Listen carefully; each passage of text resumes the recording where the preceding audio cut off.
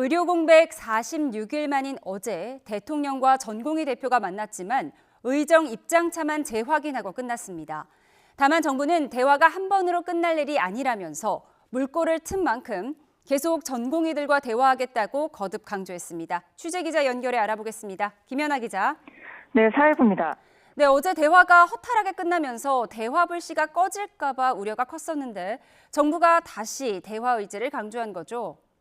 네, 어제 대화 이후 대통령실은 전공의의 처우를 개선하고 의료개혁에 전공의 의견을 존중하겠다고 밝혔지만 전공의 협의회 박단 대표는 대한민국 의료에 내일이 없다고 밝혀서 허탈함만 남겼습니다.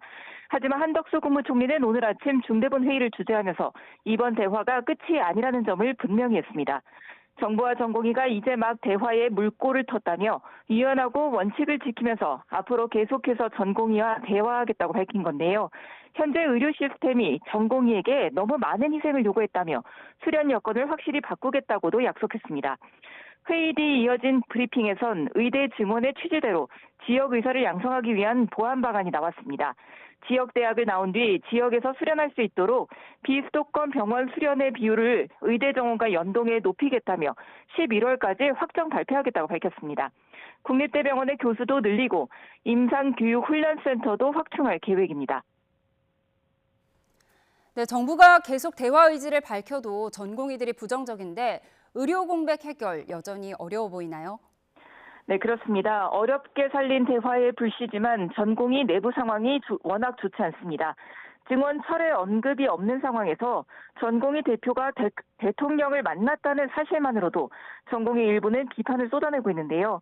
이런 반발 때문에 전공의 비대위는 대화 시작 전 요구안이 받아들여지지 않으면 하던 대로 다시 누우면 끝이다라고 공지하기도 했습니다. 물론 의료계 내부에서도 대화를 요구하는 목소리가 적지만은 않지만 힘이 없는 상황입니다. 정부는 이와 관련해 공감대를 넓혀가다 보면 문제가 해결될 수 있다며 대화를 추진하는 분들에 대한 비판을 자제해달라고 요청했습니다. 이런 가운데 충북대병원은 오늘부터 매주 금요일 외래 진료를 축소합니다. 충남대 의대와 병원, 세종 충남대병원 비대위도 진료를 더 축소하는 방안을 논의합니다. 여기에 전북대가 8일부터 의대 수업을 대기하기로 해 의대생들이 자극받을 우려도 나옵니다. 전북대는 학기를 4분의 1 이상 지연하면 학생 피해가 너무 커진다고 밝혔지만 의대생들이 추가 집단행동에 나서면 대화의 문은 더욱 좁아질 거란 우려가 나옵니다. 지금까지 사회부에서 YTN 김현아입니다.